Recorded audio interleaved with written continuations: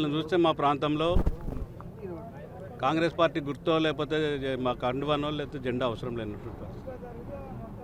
మరి ఆయనకి ఏం ఆలోచన వచ్చిందో గత 20-30 ఏళ్ళుగా ఈ నియోజకవర్గంలో కాంగ్రెస్ పార్టీని చూడొద్దు, కాంగ్రెస్ పార్టీ అసలు ఉండొద్దు అని పనిచేసినటువంటి శ్రీనివాసరెడ్డి గారు మరి పై స్థాయిలో ఏమని మాట్లాడుకొచ్చిండో ఏం చేసిండో మొత్తం మీద పార్టీలోకి వచ్చారు. మేము సంతోషపడ్డం ఏంటంటే సరే సీనియర్ నాయకుడికి వచ్చిండు, సరే కాంగ్రెస్ పార్టీ బాగుపడుతుంది, కాంగ్రెస్ పార్టీ మంచి పరిస్థితులు ఉండాలని కాంగ్రెస్ పార్టీ కార్యకర్తలుగా 30-40 ఏళ్ళకి పనిచేసిన కార్యకర్తలుగా సరే ఆయన వస్తే కూడా ముఖ్యమంత్రి గారి నిర్ణయం ఏదైనా సరే మనం దాన్ని స్వాగతించాలనే ఉద్దేశంతో మేముంటే వచ్చిన తెల్లారి నుంచి కాంగ్రెస్ పార్టీలో బలమైనటువంటి నిజాయితీ గల కార్యకర్తలు, గ్రామాల్లో పట్టున్న కార్యకర్తలు ఎవరుంటే వాళ్ళని ఇబ్బందులు పెట్టి కాంగ్రెస్ పార్టీ నుంచి దూరమై వెళ్ళిపోవాలన్నటువంటి ప్రయత్నాలు తప్ప రెండో పని ఏంటంటే ఆయన ఉన్నటువంటి కంపెనీల ద్వారా సొంత పిఎస్ఆర్ కంపెనీ ద్వారా పెద్ద ఎత్తున నిధుల దుర్వినియోగం మంజూరు చేయటం, ఆ ముంజర్లో వాళ్ళే పనులు చేయటం, లోకల్గా ఉన్నటువంటి కార్యకర్తలు మభ్యపెట్టి చిన్న చిన్న పనులు ఇచ్చి మరి పెద్ద మొత్తంలో మోసపూరితంగా గెలిచినటువంటి వ్యక్తి ఇక్కడికి వచ్చి కాంగ్రెస్ కార్యకర్తలే లక్ష్యంగా పెట్టుకొని మరి ఇక్బాల్ అనేటువంటి కార్యకర్త గతంలో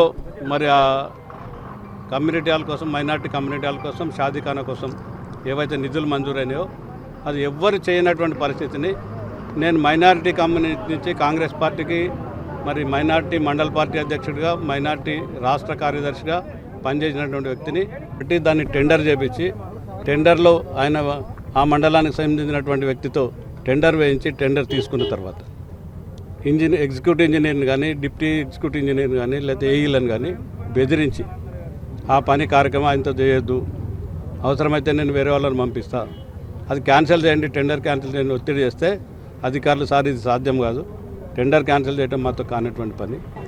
4 నెలల నుంచి మెంటల్గా ఎంత టార్చర్ పెడుతున్నాడంటే కాంగ్రెస్ పార్టీలో ఉండి కూడా మేము ఏం చేయలేమన్నటువంటి పరిస్థితికి వెళ్ళినటువంటి ఇక్బాల్ స్థానిక సంస్థల్లో ఓట్లు అడగలేము, దీన్ని కొంచెం మీరు సీరియస్గా తీసుకొని మాకు 35 లక్షలు ఇవ్వమని 35 లక్షలు తీసుకొచ్చి వాటి తీర్మానాల కోసం పోతే తీర్మానాలు ఏం లేదు, నా ఎమ్మటి ఉన్న వాళ్ళని మనుషులు పంపిస్తే వాళ్ళు చేస్తారని ఇబ్బంది పెట్టి ప్రతి గ్రామంలో కాంగ్రెస్ కార్యకర్తలను ఈ రకమైనటువంటి టార్చర్ చేసి ఏమనంటే ముఖ్యమంత్రి గారి దగ్గరికి వెళ్ళటం, బ్లాక్మెయిల్ చేయటం. బ్లాక్మెయిల్ కూడా ఎట్లా, నాకు ఈ పని చేస్తే ఉంటా లేకపోతే మళ్ళీ నేను బీఆర్ఎస్లోకి వెళ్ళిపోతాను. బాన్స్వాడ నియోజకవర్గాన్ని ఆయన ఒక ఆదాయ వనరుగా చేసుకొని అక్కడ ఉన్నటువంటి మంజీరాలో ఉన్నటువంటి ఇసుకను కానీ, గ్రామాల్లో ఉన్నటువంటి మొరంను కానీ, లేకపోతే ఈ రకంగా వచ్చే అభివృద్ధి కార్యక్రమాలు కానీ, లేదంటే ఏదైతే ప్రభుత్వం సిఎంఆర్ రైస్ కస్టమ్ రైస్ మిల్లింగ్కి ఏదైతే ఇస్తుందో వాటన్నిటిని దొడ్డిదారులు బయట పంపేటువంటి కార్యక్రమాలు పెద్ద ఎత్తున చేస్తూ ఇంకా ఎన్నో గ్రామం జిల్లా కలెక్టర్ గారు ఎంపీడీఓలకు ఆదేశాలు ఇచ్చారు. ఏవైతే ఎంజీఎన్ఆర్జీఎస్ నిధులు ఏవైతే ఉన్నాయో వాటిని గ్రామ సభల ద్వారా ఎంజీఎన్ఆర్జీఎస్ గైడ్ లైన్స్ ప్రకారం పూర్తి స్థాయిలో ఎంపీడీఓలకు ఆదేశాలు ఇచ్చి గ్రామాల్లో గ్రామ సభలు నిర్వహించి పనులు ఎక్కడ చేయాలని ఎంపిక కానీ, లేకపోతే ఏజెన్సీ ఎవరు చేయాలని ఎంపిక కానీ గ్రామ సభల ద్వారా మెజారిటీ గ్రామస్తుల అభిప్రాయం ప్రకారం నిర్ణయాలు తీసుకోండి. ఆ రకమైనటువంటి నిర్ణయాలు జరగట్లేదు. శాసనసభ్యులు ఎంపీడీఓల మీద, ఎగ్జిక్యూటివ్ ఏజెన్సీలు అయినటువంటి ఈ గారి మీద, లేకపోతే ఈ మీద, డిప్యూటీ మీద ఒత్తిడి చేస్తున్నారు. ఆ ఒత్తిళ్లు కాదు, గ్రామంలో సక్రమంగా పనులు జరిగేటట్టు ఏర్పాట్లు చేయమని వినతి పత్రం ఇవ్వడానికి వచ్చినాం. మొదటి స్టెప్లో ఎంపీడీఓ లెవెల్లో చేసినాం.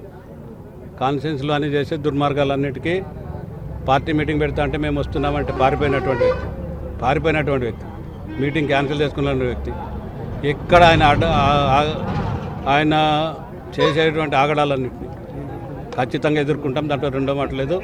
ఇవాళ జిల్లా కలెక్టర్ గారి దగ్గర మా ఆవేదనతో చెప్పుకున్నాం. ఒకవేళ ఈ లెవెల్లో కూడా కాకపోతే మళ్ళీ 2 రోజుల తర్వాత వీళ్ళ నిర్ణయాలు రేపు ఎంపీడీఓలకు వెళ్ళకుంటే ఖచ్చితంగా ఇక్కడే వచ్చి 1000 మంది కార్యకర్తలం ఇక్కడే రోడ్డు మీద కూర్చొని నిర్ణయాలు పూర్తి స్థాయిలో వెళ్ళేదాకా ఉంటాం. ఇది జరిగిన తర్వాత కూడా ఇంకా మాకేమైనా అన్యాయం జరుగుతుందంటే మీనాక్షి నటరాజన్ గారు రాష్ట్ర Congress party in charge, AICC general secretary, వారి దగ్గరికి వెళ్ళి మా ఆవేదన చెప్పుకుంటాం.